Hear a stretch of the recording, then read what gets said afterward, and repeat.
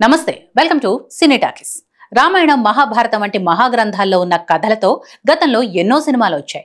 Trend మారుతున్న కొద్దీ cinema తీసే విధానంలో కూడా మార్పు వచ్చింది.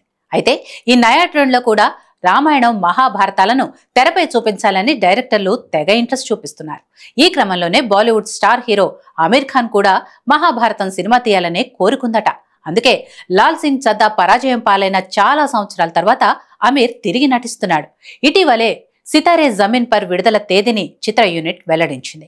ఇండియా పాకిస్తాన్ ఉద్రిక్తత కారణంగా వాయిదా పడిన ట్రైలర్ కూడా త్వరలో విడుదల కానుంది. ఈ సినిమాతో పాటు ఆమిర్ ఖాన్ కలల ప్రాజెక్ట్ అయిన మహాభారతంతో తరచుగా వార్తల్లో నిలుస్తున్నాడు. అతను తరచుగా ఈ సినిమా గురించి మాట్లాడుతుంటాడు. కొంతకాలం క్రితం ఆమిర్ ఖాన్ తాను శ్రీకృష్ణుడి పాత్రతో ప్రభావితమయ్యానని చెప్పాడు. ఇప్పుడు అతను ఈ సినిమా కోసం పాండవుల మధ్యముడు అర్జున్ పాత్ర కోసం నటుడిని ఎంపిక చేసినట్లు చెబుతున్నారు. మహాభారతంలో కృష్ణుడి పాత్రను ఆమిర్ ఖాన్ పోషిస్తారని చాలా రోజులుగా వార్తలు వస్తున్నాయి. ఇంతలో టాలీవుడ్ స్టార్ హీరో అల్లు అర్జున్ తో కలిసి ఆమిర్ ఖాన్ కనిపించాడు.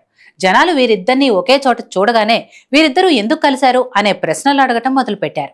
ఇప్పుడు మహాభారతం సినిమాలో బన్నీ ఓ పాత్రను పోషించబోతున్నాడని టాక్ వినిపిస్తోంది.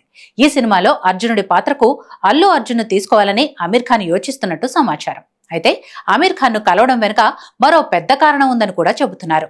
అట్లీ అల్లు అర్జున్ కాంబోలో తెరకెక్కనున్న సినిమాలో ఆమిర్ ఖాన్ నటించనున్నాడు అనే టాక్ వినిపిస్తుంది. ఈ కారణంగానే అల్లు అర్జున్ అట్లీతో కలిసి ఆమిర్ ను కలవడానికి ముంబై వచ్చారని బీటౌన్ లో టాక్. అయితే ఇప్పుడు రెండు వార్తల్లో ఎంత నిజం ఉందో తెలియాలంటే ఆమిర్ ఖాన్ చెప్పే వరకు ఆగాల్సిందే.